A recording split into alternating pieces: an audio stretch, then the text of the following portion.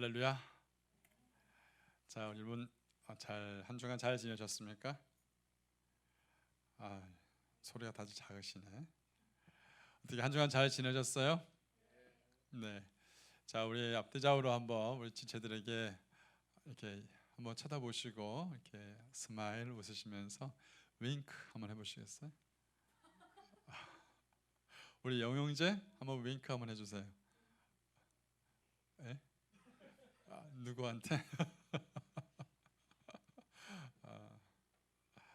자, 예배할 때는 여러분 셀폰을 좀 멀리 감치 떨어뜨리고 말씀에 집중하도록 하겠습니다.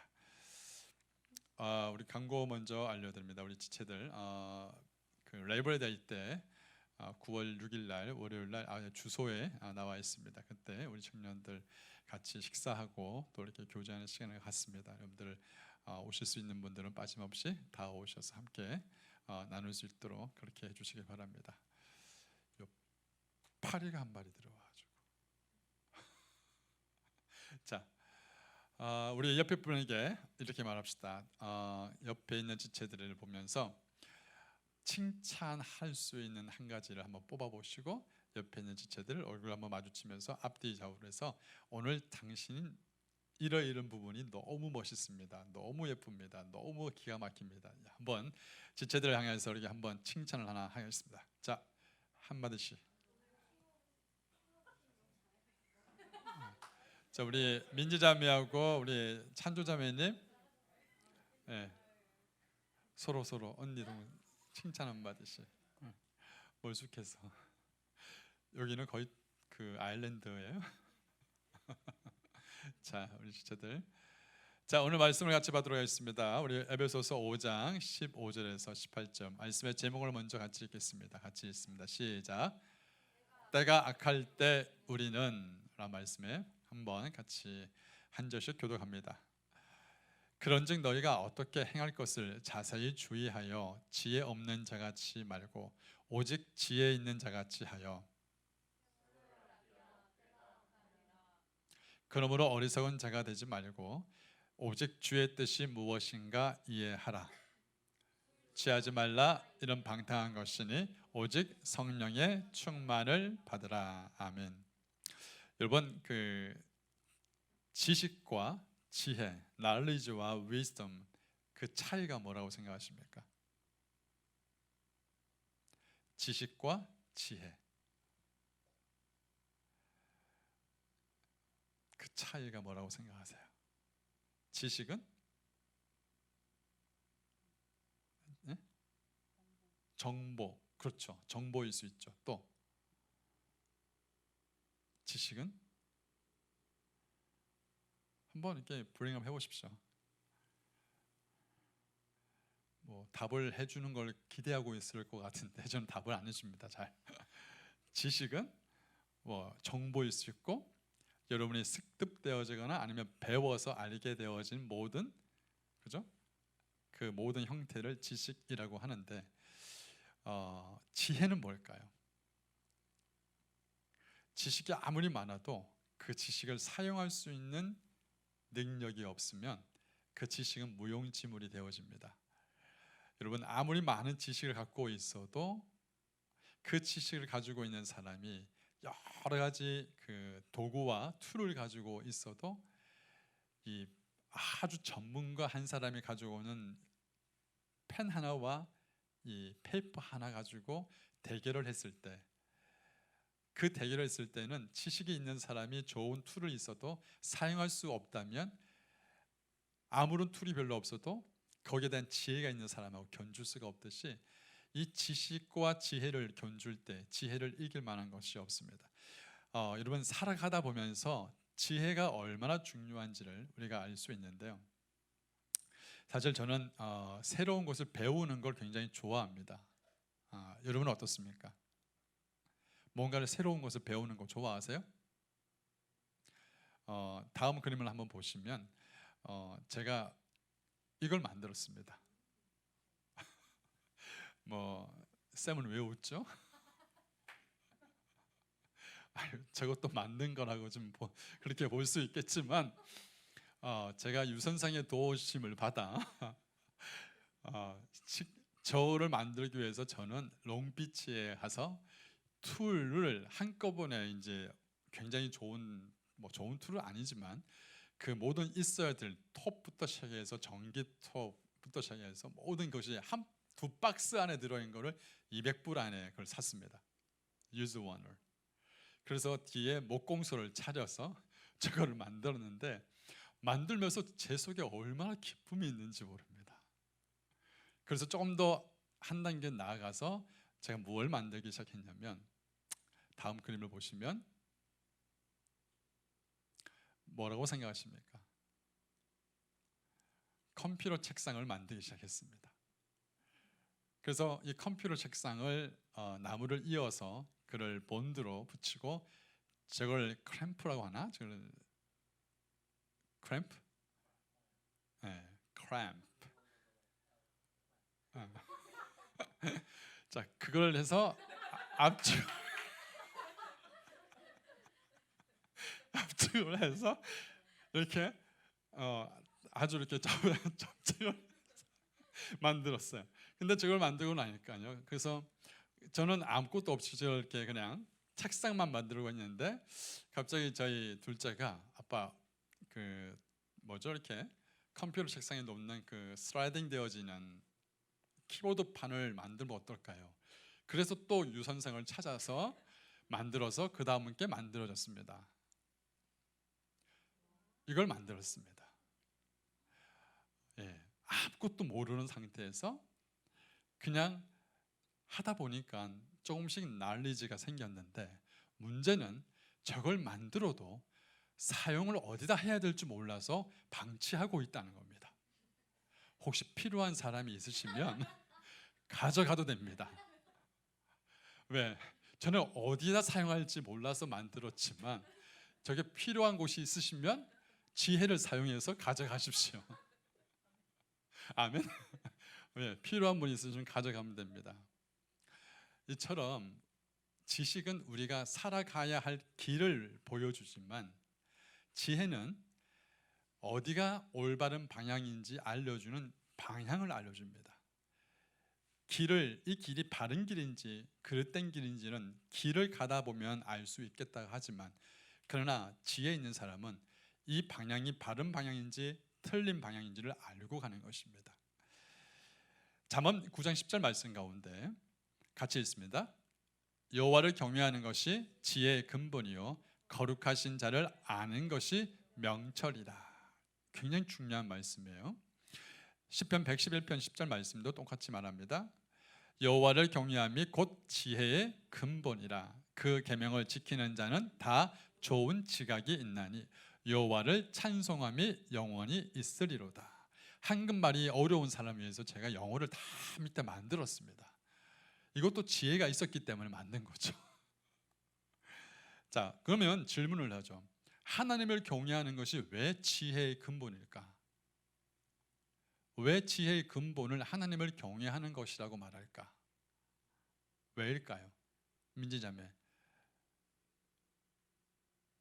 지금 예배를 드리는 건지 많은 건지 잘 모른 채 지금 앉아 있겠지만 지금 이 자리에 앉아 있는 것도 하나님이 예비하신 거라는 거예요. 알겠죠?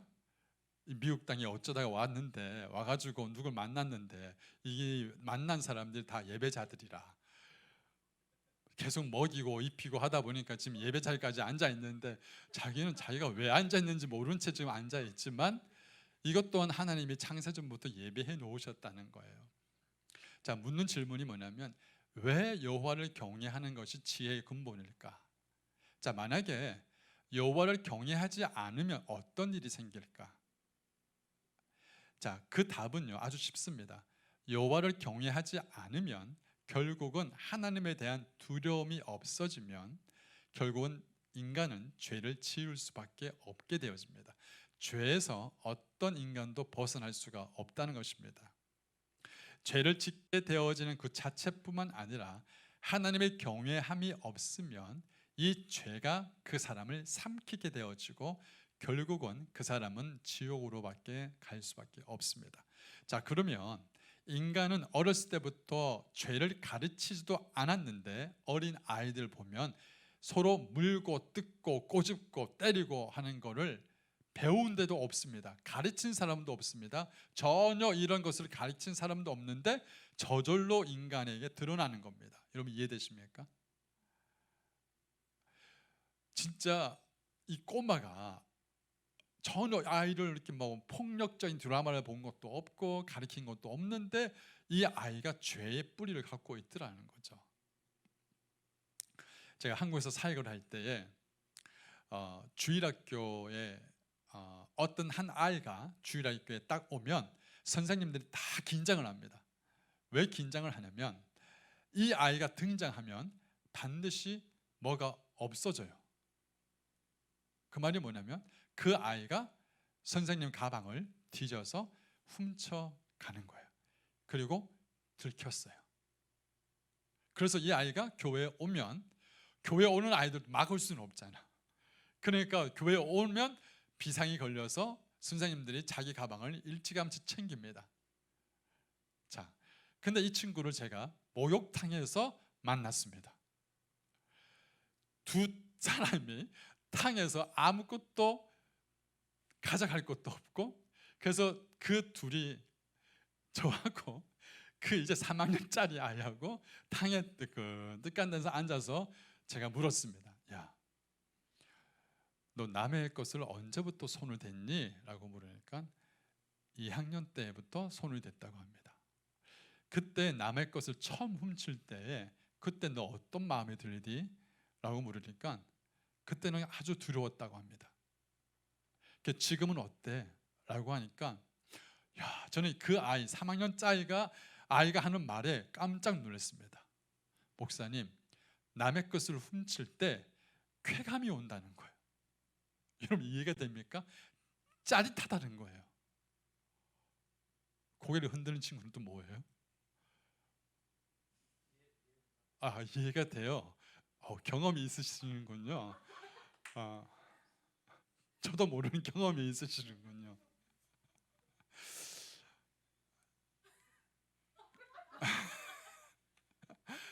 아니 뭐 그럴 수도 있겠죠. 뭐 제가 다 아는 게 다 아니니까. 그런데 여러분 한번 잘 생각해 보세요. 3학년짜리 아이가 남의 물건을 훔칠 때 그것이 짜릿해서 더 이렇게 물건을 더 찾으려고, 훔칠 것을 찾으려고 다닌다. 이 아이보다, 물론 이 아이가 가정 형편이나 굉장히 어렵게 자란 아이입니다. 근데 그보다 더 힘든 아이도, 반듯하게 자란 아이도 있는데 왜 유독 이 아이만 이렇게 자기도 모르게 죄를 범하게 되어질까? 여러분 무엇을 말하냐면 인간 스스로는 이 죄를 없이 할 만한 사람이 아무도 없습니다. 우리는 인간이 원죄, 오리지널 신을 갖고 있기 때문에 결국 우리는 영적으로 죽은 존재와 마찬가지예요. 그래서 이 영적으로 소병되고 앞을 못 보던 사람을 그 어둠에서 끄집어내어서 하나님의 빛의 나라로, 하나님의 소망의 나라로, 천국으로 끌어오는 것이 바로 구원이라는 것입니다. 이해되십니까? 지금 민지자매가 교회를 어렸을 때 나갔지만 하나님을 믿었는지 안 믿었는지 모르지만, 그러나 그 어렸을 때 나갔던 사람을 하나님이 수년 지나서 지금 이 자리에 나와서 예배를 드릴 수 있게 만든 것, 여러분 지금 하나님의 자녀로 태어나기 전에, 하나님을 알기 전에 전혀 생각지 않았던 곳에서 친구의 권유든 협박이든 부모의 설득이든 간에 여러분이 이 자리에 와서 예배를 드릴 수 있다는 것은 하나님의 여러분을 붙들고 있다는 것을 말하고 있는 거예요. 찬주자매님이 우리가 이렇게 앉아서 예배를 드릴 수 있는 것도, 싫든 좋든 간에 미국 땅에 와서 하늘 앞에 예배할 수 있는 이것 또한 하나님의 분명한 계획이 있다는 거죠. 자, 결국은 하나님을 경외하는 마음을 갖게 하는 것이 지혜라는 거죠.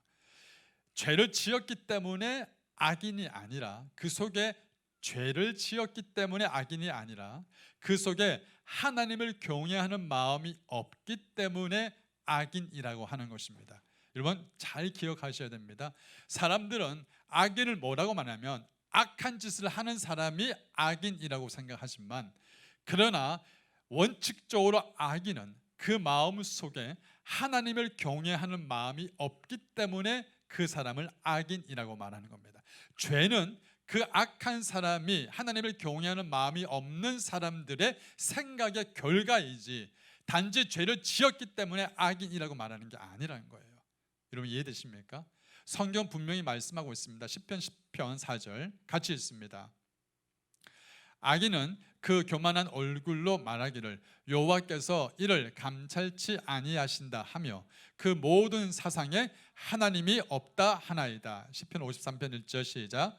어리석은 자는 그 마음에 이르기를 하나님이 없다 하도다. 저희는 부패하며 가증한 악을 행하며 선을 행하는 자가 없도다. 자 보세요. 악인과 어리석은 자를 동일하게 취급합니다. 악인도 그 마음속에 뭐가 없어요? 하나님이 없다고 말하고, 그죠? 모든 생각이 하나님 없다고 말하고, 어리석은 사람도 그 마음에 뭐가 없다? 하나님이 없다. 결국은 하나님이 없기 때문에, 하나님을 경외하는 마음이 없기 때문에 이 사람들의 모든 삶의 결과는 죄를 지을 수밖에 없는 삶이 되어지는 거예요. 그래서 결국은 지혜라는 것은 하나님을 경외하는 마음을 갖게 하게 만드는 하나님의 은혜라는 것입니다. 그래서 지혜가 있는 사람들은 그 마음에 하나님을 경외하는 마음이 있기 때문에 하나님의 뜻에 살려고 몸부림치는 사람들이라는 거죠. 여러분 이해되십니까? 우리는 이 나무 위에 사과 열매가 맺혔기 때문에 이것이 사과 나무라고 생각하지만 이 사과 나무의 열매가 없더라도 이 나무는 무슨 나무예요? 사과 나무예요. 가만히 놔둬도 뭐가 맺힙니까? 사과가 열립니다. 우리가 인간이 죄를 짓고 있는 원죄를 갖고 있기 때문에 가만히 놔둬도 이 죄의 열매를 맺게 되어 있습니다. 이해되시죠? 그래서 이 죄의 열매를, 이 원죄를 끊지 않으면 우리는 결국은 마음속에 하나님을 영접하고 하나님을 경외하는 마음이 없으면 저절로 우리는 죄를 지을 수밖에 없는 존재가 우리들이라는 것입니다. 그래서 우리 마음을 바꾸지 않고서는, 우리 안에 이 죄의 끈의 뿌리를 끊지 않고서는 결국 우리는 하나님을 섬길 수 없는 그런 사람들이라는 것입니다. 이번에 아프가니스탄 여러분 이 사태를 아마 뉴스를 많이 봤을 텐데, 아프가니스탄에 사실 이번에 얼마 전에 이 카불 에어포트 그쪽에서 또 한번 테러가 있어서 140여 명의 사람들이 죽고 다쳤습니다. 제가 어떤 분이 제게 영상을 하나 카톡으로 하나 보내주셨는데, 제가 이 영상을 볼 때 이걸 오픈할까 클릭할까 말까 고민을 했었습니다. 왜냐하면 이 영상 딱 표지에 뭐가 있었냐면 여자 4명이 무릎 꿇고 앉아 있었습니다. 왜냐하면 그 전에 봤던 영상에는 여러 남자들 쭉 앉혀놓고 그 뒤에 총으로 쏴서 그 자리에서 죽이는 장면을 봤기 때문에 이 여자 4명이 무릎 꿇고 앉아 있는데 또 사람 죽이겠다 싶어서 오픈하고 싶은 마음이 없었는데 그냥 오픈을 하고 빨리 스킵을 쭉 하는데 이 총부리를 대고 사람들이 여자 머리를 콱콱 때리는 거예요. 그러니까 그 장면에서 너무하다 싶어서 이렇게 쭉 돌렸는데 갑자기 0.2초 정도에 되는 짧은 순간에 장면이 제 머릿속에 꽉 박혀버렸습니다. 뭐냐면 이 4명의 여자를 목을 다 잘라버립니다. 그것도 도끼로. 제가 이 장면이 머릿속에 지워지지가 않았어요. 그래서 새벽에 기도할 때 얼마나 가슴을 치면서 너무너무 화가 나가지고 너무너무 분통이 터져요. 도대체 하나님, 저 인간을 그냥 싹 쓸어버리지 않고 도대체 뭐 하십니까? 하나님 지금 이렇게 가만히 있을 때가 아닙니다. 너무 화가 나는 거예요.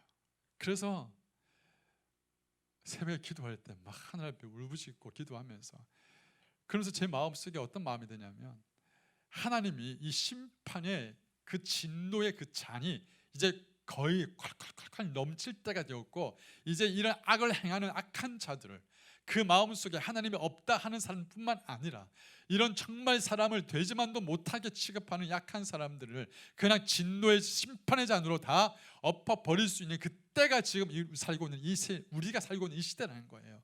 이렇게 악한 때 우리 살고 있는 우리들입니다. 그런데 이런 부분들이 지금 우리가 살고 있는 이때만 있었느냐? 아니에요. 인류의 역사를 가운데 가만히 훑어보면은 이런 사람들의 모습도 인류의 역사에 엄청나게 많았다는 것입니다.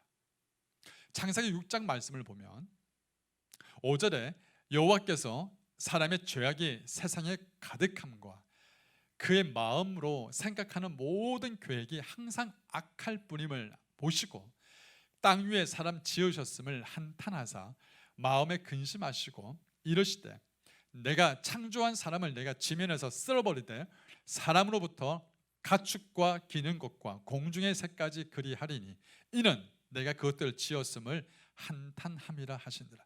인간이 모든 생각하는 것이나 모든 계획하는 것이 이렇게 악한 것을 보면서 도저히 살려둘 이유가 없다라고 하나님께서 심판을 작정을 하고 인간을 그냥 다 멸절시키려고 하나님의 계획을 하셨습니다. 11절 말씀을 한번 같이 읽겠습니다. 시작.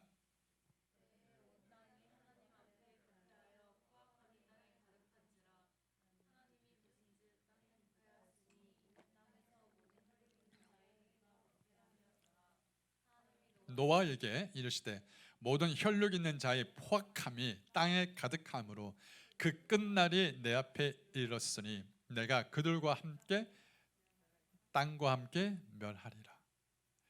지금 하나님의 심판이 끝까지 차서 인간을 멸절시키겠다고 하는 그때가 있었다는 겁니다. 지금 아프가니스탄뿐만 아니라 지금 전 세계에 흐르고 있는 이 악한 모습과의 비교할 만큼의 악함이 그 창세기 상세기 6장 말씀 그때도 있었습니다. 근데 그때 하나님이 심판을 작정을 하셨습니다. 그리고 결국은 하나님께서 인간이 갖고 있는 그 모든 악함을 다 없애시려고 노아의 심판을 계획하셨습니다. 그런데 이 노아의 심판을 하나님이 사람들에게 아무리 알리지 않고 이 심판을 그냥 자행하신 것이 아니라 이 심판을 하겠다고 하나님이 이미 경고하셨습니다. 다음 화면을 보시면 자, 첫 번째 아담을 만드시고 노아 때까지 노아는 아담의 자손의 10번째 자손입니다. 자, 블루 칼라로 된 노아가 10번째 자손입니다. 자, 10번째 자손 그 아버지가 라멕이고 라멕의 아버지가 무두셀라입니다. 그 무두셀라 아버지가 에녹이죠. 여러분 300년 동안 살면서 365년을 살면서 하나님과 300년간 동행하시면서 죽음을 보지 않고 하늘날 올라간 사람들이 바로 사람이 에녹이라는 사람입니다. 그 에녹의 자녀가 무두셀라입니다. 근데 에녹이라는 그 노아의 자손에게 하나님은 인간을 멸절하겠다 심판을 이미 알려주었습니다. 그래서 그 아들 이름을 무두셀라라고 이야기를 합니다. 무두셀라라는 것이 무슨 뜻이냐면 그가 죽으면 심판이 오리라 라는 뜻을 갖고 있습니다. 이해되십니까? 그래서 이미 하나님은 에녹에게 인간의 죄악이 끝까지 차만큼 찼었을 때 반드시 인간에게 심판하겠다는 계획을 에녹에게 알려주었고 에녹은 자기의 자식 이름을 무두셀라라고 이름을 지었고 그가 죽으면 곧 심판이 오리라 라고 이름을 명했습니다. 그리고 무두셀라와 라멕에게 하나님의 심판을 알려주었고 라멕은 노아에게 알려주었습니다. 그래서 노아가 930살을 살았는데 노아의 600세 되는 날 그리고 그 해 무두셀라가 969년을 살았는데 이 무두셀라의 마지막 그 해가 바로 무두셀라가 죽는 그 해에 방주의 노아의 심판이 임했습니다. 하나님의 이 계산법은요 정확합니다. 심판을 약속하셨고 인간의 악이 관영함과 그때를 정확하게 아셔서 하나님이 무두셀라에게 알려주었고 그 무두셀라가 죽는 그 해에 노아의 홍수가 터진 겁니다. 그뿐만이 아니죠. 지금 우리가 살고 있는 이 앞에 선조의 시대를 보면 나치 정권 때에 여러분 유대인이 600만이 넘는 사람들이 학살을 당했습니다. 여러분 이해가 되십니까?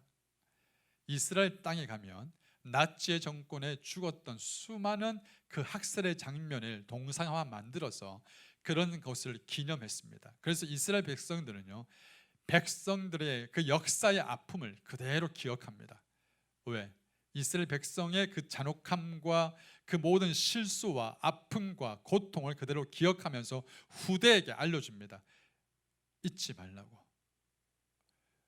이런 아픔과 이런 악함들이 역사의 곳곳에 숨겨져 있고 북한 땅에도 지금 예수 그리스도를 믿는다는 그 이유로, 여러분 기독교 신앙 가진다는 그 이유로 북한 땅에는 지하에 그 사람들을 감옥 가두는 수용소가 있는데 이 사람들은 평생 허리를 피지 못한 채 지하에서 보냅니다. 햇볕을 보지 못하고 지하에서 그렇게 살며 사는 사람들은 이미 허리가 굽어져서 허리를 피지 못한 채 이렇게 살아갑니다. 그런데 그 사람들이 예수 그리스도를 믿는 사람들인데 이 사람들이 누굴 위해서 기도하는지 아십니까? 제대로 정신 못 차리는 한국 땅에 있는 그리스도인과 교회를 위해서 기도한다는 것입니다. 자, 이런 창세기 6장 가운데 하나님의 심판을 예비하셨는데, 그런데 하나님이 바로 이 말씀, 창세기 6장 8절 9절 같이 읽습니다. 시작. 그러나 노아는 여호와께 은혜를 입었더라. 노아의 사정은 이러하니라. 노아는 의인이요 당세의 온전한 자라. 그가 하나님과 동행하였으며. 잘 보세요. 여기 말씀이 중요한 포인트가 있습니다. 그러나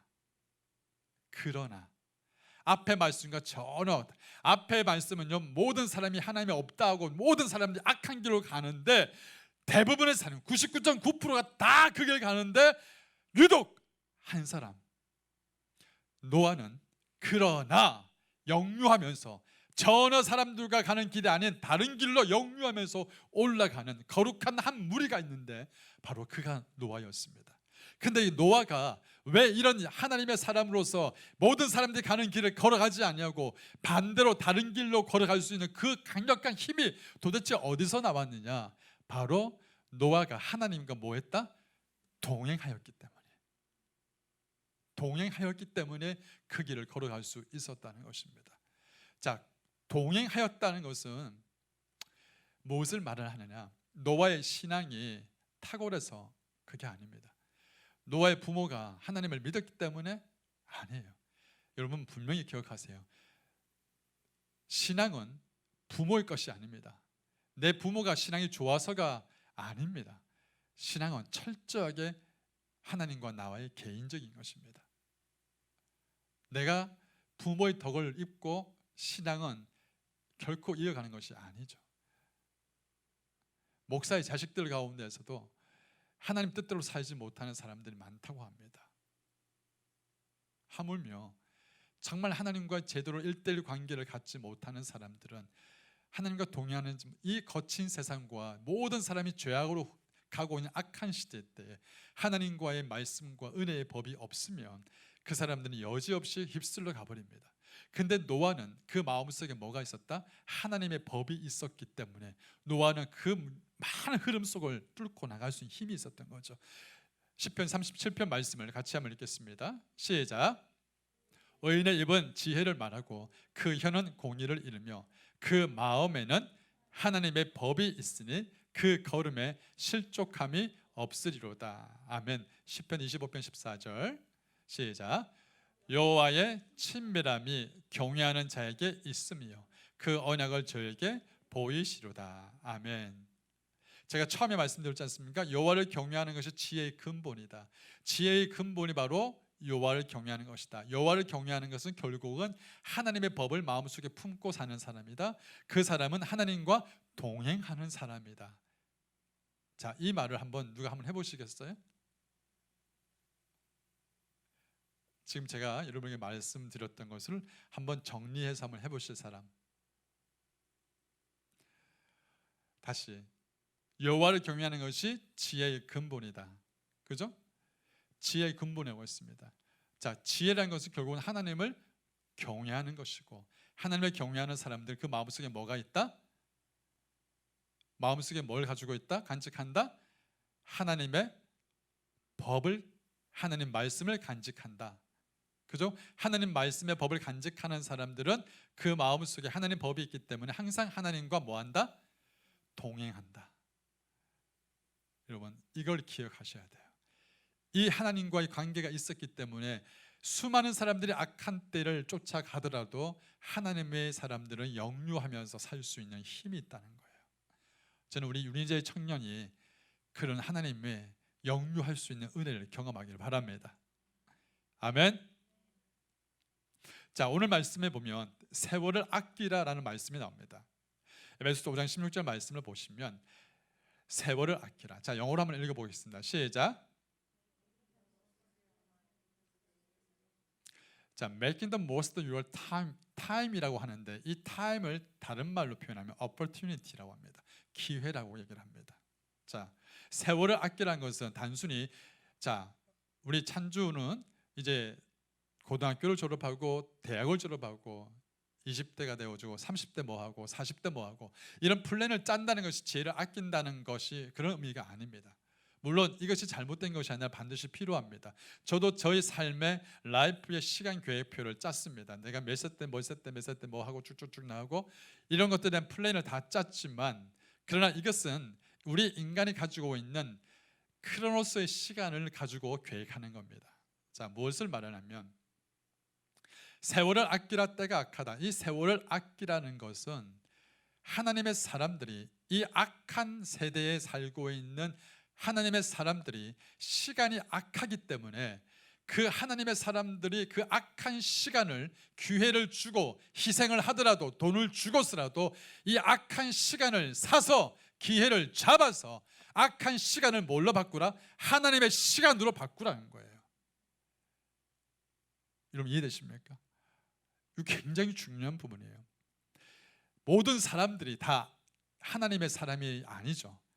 악한 사람들은 이 악한 때에 살고 있는 사람들은 악한 사람들의 시간을 전부 다 악한 데 다 사용합니다. 그러나 악한 데 사용하고 있는 이 시간들을 하나님의 사람들은 기회를 붙잡아서 돈을 주고서라도 배웠으라도 희생했으라도 내 시간을 던져서라도 이 기회를 잡아서 악한 시간을 하나님의 시간, 주님의 시간으로 바꿀 수 있는 기회를 잡으라.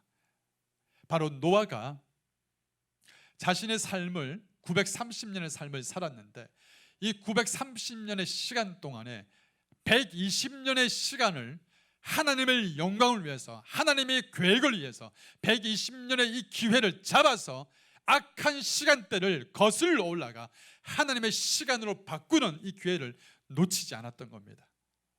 그것도 120년의 시간을 두 가지로 구분하면 시, 분, 초 24시간, 168시간 이런 시간들을 모든 것을 집합하는 모은 그 시간을 크로노스라는 시간이라고 말합니다. 이 크로노스는 연대별로 쭉쭉쭉쭉쭉 계획표, 월화수목금토 이런 모든 것들을 시간을 만드는 크로노스의 시간이 있지만 그러나 또 다른 시간표가 있습니다. 하나님의 시간표인데 한번 따라합시다. 카이로스 시간표. 아마 많이 들었을 겁니다. 카이로스라는 것은 어떠한 기회, 어떠한 타임, 어떠한 만남, 어떠한 특별한 어떤 만남 뭐 이런 것들이 바로 이 카이로스 시간대에 들어있는데 이 카이로스 시간대에 있는 모든 기회, 만남 뭐 이런 것들은 어디에 딱 묶여 있냐면 하나님의 섭리에 묶여 있습니다. 이해되십니까? 이 하나님의 섭리 안에 카이로스 시간대가 만들어져 있는 거예요. 지금 비즈니스 관계로 모여서 서로 뒤에 짝짝짝 해가지고 나온 우리 민수 형제와 우리 혜성 형제 이 두 사람이 지금 이 자리에 온 것 또한 하나님의 카이로스 시간대에 들어있기 때문에 나온 거예요. 여러분 이해됩니까? 하나님의 시간대가 있다는 거예요. 근데 문제는 뭐냐면 이 시대가 악함에도 불구하고 하나님의 사람들이 악한 시간들을 즐긴다는 거예요. 악한 시간들을 하나님의 시간으로 카이로스 시간으로 바꾸려 하지 않는다는 거예요. 그게 문제예요. 그러니 악한 시간대에 악한 사람이 득세하는 것 같이 보이고 하나님의 사람들은 잠잠하게 보이는 것처럼 보입니다. 그래서 하나님의 사람들을 부릅니다. 세월을 아끼라. 악한 시간을 하나님의 시간으로 바꿀 수 있는 사람을 하나님은 찾고 있다는 겁니다. 근데 그 사람이 누구냐? 바로 하나님과 동행하는 사람이고 하나님의 말씀의 법을 갖는 사람이고 하나님을 경외하는 지혜를 가진 사람이 바로 악한 시간을 하나님의 시간으로 바꿀 수 있는 사람들이라는 거예요. 바로 이 사람들을 하나님은 찾고 있는다는 겁니다. 타임지에 보면 가정을 무너뜨리는 것, 가정을 무너뜨리는 가장 큰 요인이 뭐냐라는 질문을 던졌을 때에 이 질문의 대답을 뭐라고 얘기했냐면 폭력이나 마약이나 술이나 어떠한 섹슈얼 이몰이는 부도덕한 것이나 이런 것들이 가정을 무너뜨리는 것이 아니라 가장 큰 요인은 바로 너무 바쁜 데 있다는 것입니다. 모든 사람들이 다 카이로스 시간이 아니라 각각 자기 중심적인 크로노스 시간대로 살아가다 보니, 자기 중심적으로 살아가다 보니 너무 각자가 자신의 분주함을 살다가 보니 그 모든 관계와 영혼의 시간들을 다 브로큰 시켜버립니다. 그러다 보니까 관계가 깨트려져 버리고, 그리고 그 관계가 깨어지니까 사람들이 모든 것들이 가정까지 무너져 버리는, 사람들이 분주하기 시작하고 분주함이, 바쁜 시간들, 바쁨이 삶의 주인이 되어져 버리면 이 사람은 카이로스 시간을 쫓아갈 수 없고 크로노스의 노예가 되어버립니다. 여러분 이해되십니까? 하나님의 사람들은 지혜가 필요합니다. 그래서 이 카이로스, 이 크로노스 시간대에 하나님의 기회가 있으면 절대 그 기회를 놓치지 않아야 합니다. 아멘. 일주일 동안 여러분 예배 나오는 것, 이 예배 나오는 것이 그냥 크로노스 시간대에 정해져 있기 때문에 나오는 것이 아니라 하나님을 예배하는 것이 하나님과의 만남이기 때문에 이 시간만큼은 내가 어디에도 소요하지 않고 이 시간만큼은 하나님과의 만남을 최우선을 여기는 카이로스 시간을 여기고 하나님께 예배하러 나오는 것, 이걸 하나님이 기뻐하신다는 것입니다. 아멘.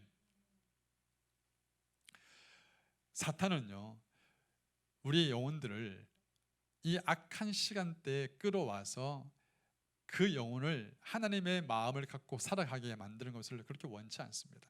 그러다 보니까 사탄에 묶여있는 이 시간들을 질질 끌려가는 것입니다. 질질 끌려가는 거예요.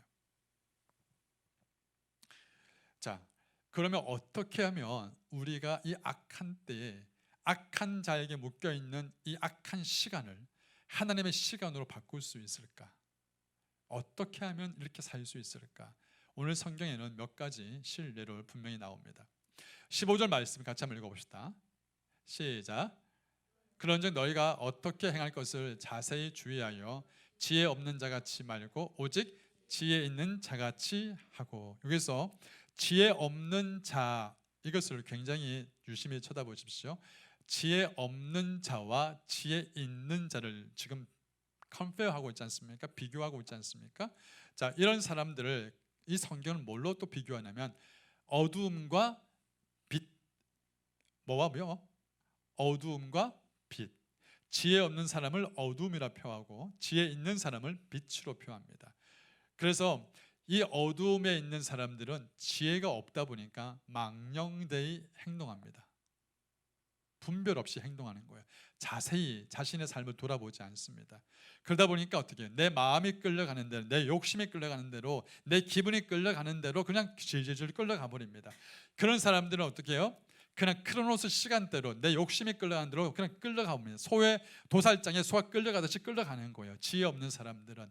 이게 어리석은 사람이요 어두움의 길을 걸어가는 사람이다. 그러나 지혜 있는 사람들은 그렇게 살지 않는다는 거예요. 지금 자기가 가는 그 길을 자세히 봅니다. 이게 하나님의 기뻐하시는 길인지 아니면 이게 하나님의 원하시는 길인지 자세히 보면서 지혜 있는 사람들은 그 길을 거부합니다. 아, 하나님의 기뻐하지 않는 길이야 라는 것을 딱 하면 스탑 해버립니다. 가지 않는 겁니다. 그러나 지혜가 없으면 그 길을 아무 생각 없이 끌려갑니다. 그래서 지혜 있는 사람들은 긴장을 놓치지 않습니다. 왜냐하면 사단은요, 우리의 육신과 우리가 가지고 있는 모든 오감을 자극해서 사단은 하나님의 사람들이 영으로 사는 것을 방해합니다. 굉장히 방해해요. 젊었을 때에 수많은 유혹이 있습니다. 있어요, 없어요? 있어요, 없어요? 있죠. 어떤 유혹이 있습니까? 자, 저를 쳐다보세요. 수많은 젊은이들 유혹에 덫에 안 걸려본 사람이 있을까요?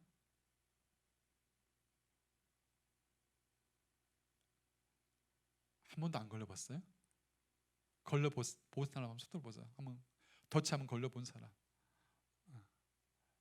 자, 그러면 찬주자매, 아니 덫에 걸릴 시간이 있으세요? 우리 찬주는 덫에 안 걸릴 것 같이 이렇게 착하게 생겨가지고, 물론 사실 우리가 살아가다 보면 이 덫이란 것은 나도 모르게, 나도 모르는 그 사이에 탁 걸려버리는 거죠. 근데 사실 한번 덫에 걸려버리면 상처를 입고 또 데미지를 받습니다. 근데 중요한 것은 빠져나왔을 때 그 다음에는 자세히 봐야 합니다. 또다시 덫에 걸리지 않게끔 자세히 지혜 있는 자같이 행동해야 되는데, 또 여지없이 또 어리석은 자처럼 행동하는 것입니다. 자, 로마서 8장 5절에 보면 이렇게 나옵니다. 자, 같이 읽어봅시다. 로마서 8장 5절 시작. 육신을 쫓는 자는 육신의 일을, 영을 쫓는 자는 영의 일을 생각하나니 육신의 생각은 사망이요 영의 생각은 생명과 평안이니라. 육신의 생각은 하나님과 원수가 되나니 이는 하나님의 법에 굴복지 아니할 뿐 아니라 할 수도 없습니다. 육신에 있는 자들은 하나님을 기쁘시게 할 수 없느니라. 아멘. 세상은 우리 청년들을 지혜롭게 살아가는 것을 원치 않습니다.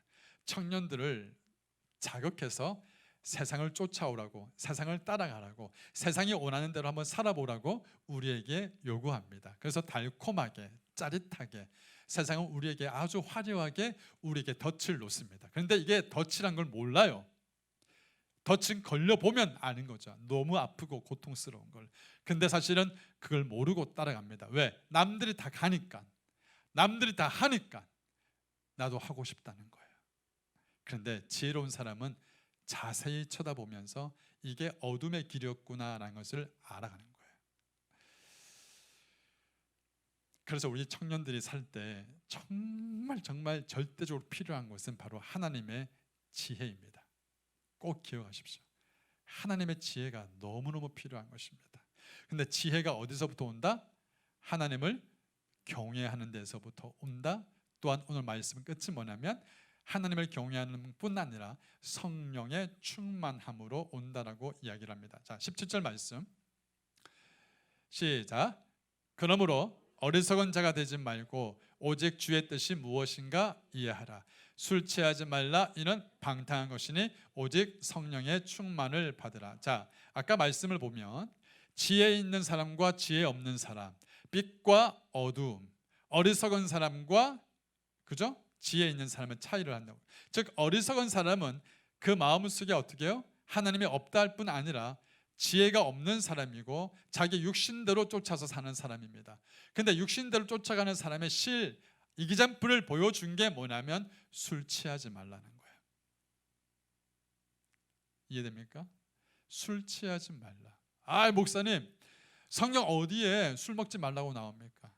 성경 어디에 술 먹지 말라. 성경에 그보다 더 심한 말 나옵니다. 뭔지 아세요? 술을 보지도 말라. 술을 보지도 말라 이렇게 나옵니다. 성경에 소주란 말이 나올까요? 안 나올까요? 나옵니다.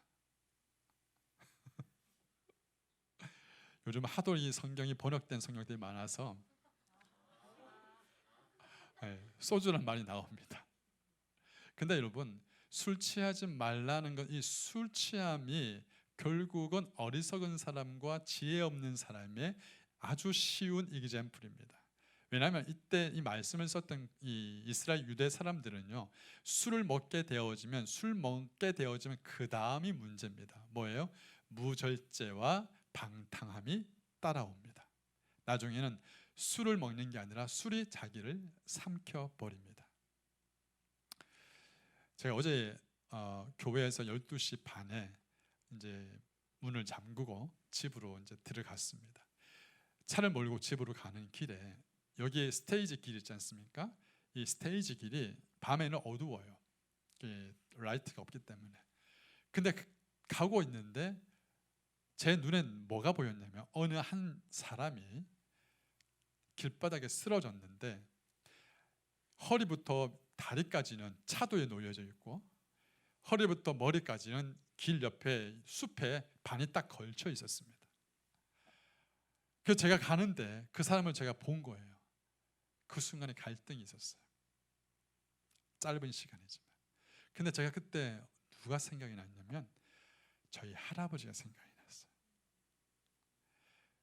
저희 할아버지가 술을 먹고 밤늦게 술을 드시고 길바닥에 자주 주무셨어요.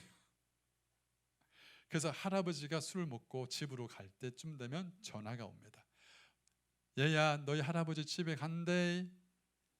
그러면 제가 나가야 됐었어요. 그리고 하면 아니야 다를까 할아버지가 길바닥에 쓰러져 있어. 노인이 그 차가운 겨울에 쓰러져 있을 때 사람들이 거들떠 봅니까? 안 봅니다. 쓰러진 할아버지를 제가 부둥키고 일으켜서 할아버지 그러면 우리 손자 왔어. 그 할아버지를 끌고 깽깽깽깽 하면서 집에까지 모셔드리고 신발 벗기고 양말 벗기고 할아버지를 이렇게 이불 덮어드리고 이걸 몇 년을 했어요. 근데 할아버지가 생각이 나서 제가 차를 확 돌렸습니다. 그래서 가니까 그 사람을 제 차에 태웠습니다. 술 냄새가 진동을 하고 제가 물어봤습니다. 왜 이렇게 술을 많이 먹었냐고. 조심해라고. 그런데 그 사람이 저에게 뭐라고 질문하냐면 뭐라고 하더니 너 예수 믿냐? 그런 거예요. 그래서 나 예수 믿는다. 그래서 제가 오히려 다른 질문을 했죠. 너 예수를 믿냐? 그러니까 나 I believe in Jesus God. 근데 너 왜 이렇게 술을 많이 마시냐? 그러니 이 친구 하는 말이야. I don't know. 자기가 왜 술을 이렇게 많이 마시는지 나도 모른다는 거예요. 대부분의 사람들이 어리석은 짓을 하고 어리석은 행동을 하면서 이게 아니다라고 알고 있으면서도 나중에는 발을 못 뺍니다. 그리고 그 이유를 모릅니다. 이미 사단에게 잡혀 있기 때문이죠. 술이 아주 쉬운 예입니다. 저도 여러분 나이 많을 때 술을 엄청 먹었습니다. 안 믿기죠. 근데 어느 날 성령님께서 술을 그때 완전히 필름이 끊기고 3일 밤낮을 제가 깨어나지 못할 때 그날 이후로 성령님이 저를 팍 쳤습니다. 그 이후로부터 제가 술 냄새만 맡으면 그냥 다 올려버렸어요. 구토를 하기 시작한 거예요. 그 이후로부터 술을 제가 소주 이런 것들을 절대 대지 않았습니다. 술 취하게 되어지니까 하나님의 나라에 하나님의 기회를 잡을 마음이 하나도 없어버립니다. 그냥 어리석은 사람이 돼버리는 거예요. 육신을 쫓아가면 육신의 일을 생각하고 영을 쫓아가면 영의 일을 생각합니다. 지금 여러분이 무엇을 쫓아가느냐가 지금 여러분의 생각을 만들어내는 거예요. 지금 여러분 마음속에 뭐가 중심이 되어지고 여러분 마음속에 뭐가 지금 핵심 키워드가 뭔지를 보면 이 사람이 어느 길로 갈 수 있을지를 정확하게 보입니다. 여러분 마음속에 하나님이 최우선의 키워드가 되지 않으면 만약에 여러분의 생각과 여러분의 생각에 다른 어떤 무언가가 여러분의 마음속에 잡고 있으면 그 키워드를 바꾸지 않으면 여러분 그 키워드 때문에 생각과 행동이 지배를 당합니다. 이해되십니까? 주식을 빠진 사람들이 있습니다. 제가 이제 있었던 우리 소그룹이 있었는데 이 소그룹에 있는 지체가 한번 주식이 빠지니까요 성경 공부를 하는데 주식을 컴퓨터를 펴놓고 성경 공부를 합니다. 그래서 바이블을 같이 읽자고 하니까 이 친구와 바이블을 읽다가도 눈은 어디에 있습니까? 바이블에 있지만 마음은 어디에 있어요? 주식에 있습니다. 그래서 한참 하다가 갑자기 목사님 제가 좀 화장실을 가고 싶은데요. 화장실 갔다 오시라고. 그러면서 컴퓨터를 들고 화장실을 가는 거예요. 뭐예요? 컴퓨터를 들고 화장실에서 화장실은 핑계고 주식이 빠져나오질 못하는 거예요. 여러분 중독이라는 것은 그처럼 마음속에 이 한번 마음의 중심이 잡힌 거 무언가 딱 잡혀 있으면 그것을 더 강력한 중독이 없으면 빠져나올 수가 없습니다. 여러분 M&M 뮤직 아시죠? 모릅니까? 그 뮤직을 빠진 아이들이 있었습니다. 근데 그 뮤직의 대부분이 그 가사 하나하나가 반정부, 폭력, 시위, 욕 이런 것들이 많이 들어 있습니다. 근데 어느 한 친구가 그것에 빠져서 도저히 못 빠져나왔을 때 이것을 이제 케어링하는 전문 상담가에게 제가 전화를 했습니다. 도대체 이것을 빠져나올 수 있는 길이 뭐냐라고 물어보니까 그 상담가가 하는 말이, 목사님, 그보다 더 강력한 중독에 걸리면 빠져나올 수 있답니다. 더 강력한 중독에 빠지면. 여러분, 이 악한 세대 때 우리가 지금 어디에 마음이 뺏기고 이 악한 세대 때 하나님이 왜 다른 어떤 것이 내 마음의 중심을 사로잡아 버리면 결국은 그보다 더 강력한 중독, 그 강력한 무언가가, 그 강력한 열망과 그 강력한 그 욕구가 무엇인가에 따라서 그 사람의 인생이 바뀌어지지, 그 아니면은 계속 그 발목에 묶여서 그 사람은 빠져나올 수가 없는 거예요. 술 취하지 말라고 분명히 말했는데 술에 그 사람을 지배하게 되어지고 세상이 그 마음을 지배하게 되어지고 그리하여서 방탕하게 살게 되어진 사람들을 끄집어내기 위해서는 그보다 더 강력한 성령의 능력이 아니고서는 못 빠져나오는 거예요. 그래서 우리 그리스도인들, 특히 우리 청년들에게 말하는 것입니다. 너의 마음을 붙잡고 있는 키워드를 바꿔라. 그 키워드를 바꾸지 않으면 어떤 것도 너희를 빠져나올 수밖에 없게 만든다는 거예요. 사랑하는 우리 귀한 지체들, 지금 여러분의 마음을 붙잡고 있는 키워드가 뭡니까? 무엇이 여러분의 마음을 지배하고 있습니까? 이 악한 세대에 우리가 하나님의 마음을 붙잡지 않고서, 성령의 충만함이 우리 마음을 붙잡지 않고서는 이 악한 세대에 지혜롭게 살아가기 어렵습니다. 사단이 가만히 놔두질 않습니다. 저는 우리 지체들이 육신의 생각과 육신의 일을 쫓는 것을 이제 스탑할 때가 왔다는 것입니다. 분명히 여러분 인생 가운데 이제는 하나님이 말씀하실 때가 옵니다. 이제 됐다. 이제 그만할 때가 됐다.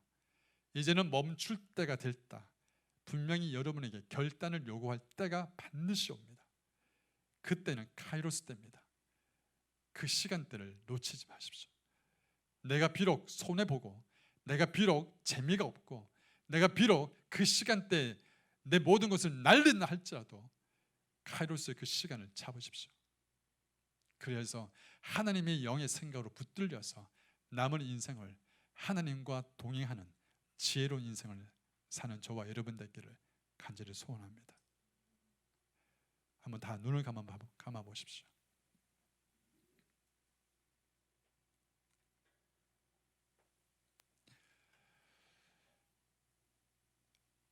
지금 우리가 살고 있는 이 미국 땅은 편안합니다. 내가 하고 싶은 거 다 하고 있고 내가 원하는 것을 하고 있는 그러한 세대에 살고 있습니다. 그런데 여러분, 이것이 우리에게 굉장히 큰 늪입니다. 영적으로 우리를 병들게 할 수 있는 늪입니다. 예수 그리스도를 믿고 따른다는 것은 그 시대 때 자기 목숨을 내놓고 따르는 사람들이었습니다.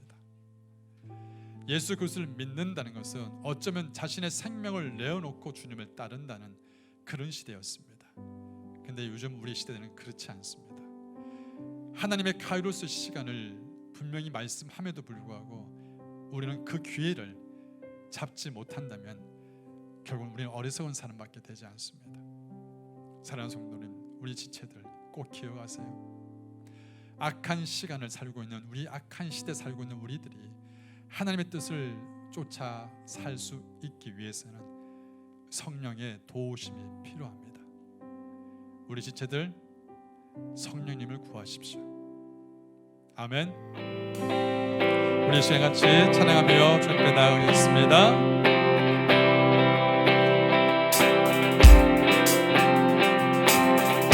성령이여, 다 같이 내 영혼을 충만케 하소서. 내 속에 강물이 넘쳐나게. 성령이여, 내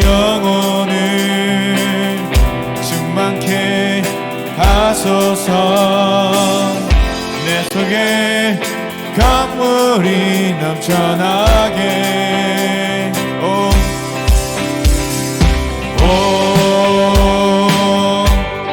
성령 하나님, 날 다시 새롭게 하소서. 채우소서, 채우소서. 내 영혼이 세상 유혹 다 이기고 다시 주를 닮아가도록 채우소서, 채우소서. 내 영혼이 세상 유혹 다 이기고 오직 주만 나타내도록. 성령이여 내 영혼을, 성령이여 내 영혼을 충만케 하소서. 내 속에 강물이 넘쳐나게. 성령이여, 성령이여 내 영혼을 충만케 하소서. 내 속에 강물이 넘쳐나게. 오 성령 하나님, 오 성령 하나님, 날 다시 새롭게 하소서. 채우소서, 채우소서. 내 영혼을 세상 두고 다 이기고 다시 주를 닮아가도록.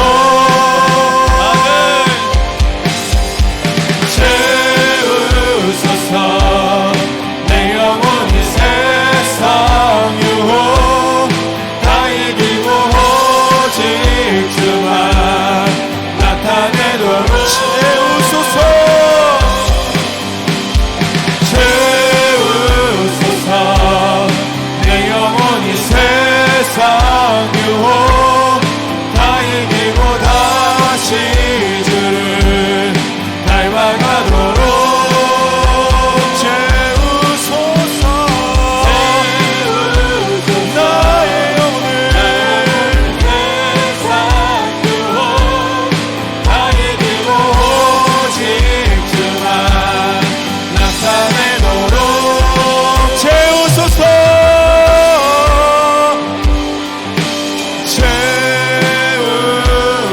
채우소서. 내 영혼이 세상 유혹 다 이기고 다시 주를 닮아가도록.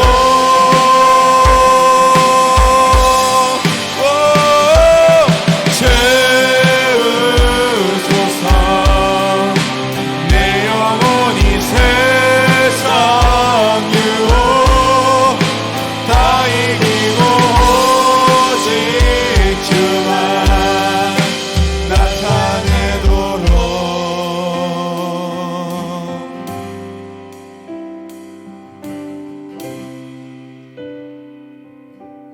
여러분 잘 한번 생각을 해보십시오. 성경에는 죄와 피 흘리면서 싸우라고 말씀하셨습니다.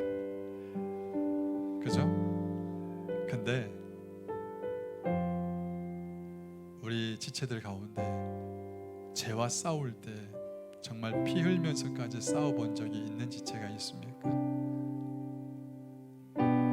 싸우라고 우리에게 말씀하셨는데 정말 우리가 제대로 한번 붙어본 적이 있으십니까? 우리가 싸울 수 있는 능력이 없어서가 아니라 싸우려고 하지 않았기 때문입니다. 한 번도 하나님의 영광을 위해서 피 흘면서 주를 위해서 죄와 싸우려고 한 번도 하지 않았기 때문입니다. 하나님의 사람은 싸우는 사람입니다.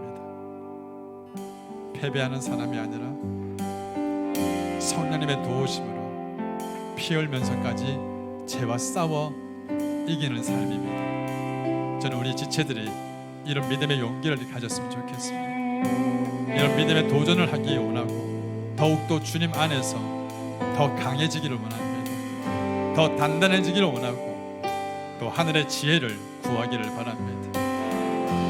고마우신 아버지 하나님, 우리 지체들에게 하나님의 지혜를 부어주시고 하나님의 감대함과 능력과 성령의 권능이 이 죄를 이기고 이 사단의 세력을 이기고 이 악한 뜰을 거슬러 올라가는 거룩한 하나님의 사람들이 되게 주님 부어주옵시고 기름 부어주옵소서.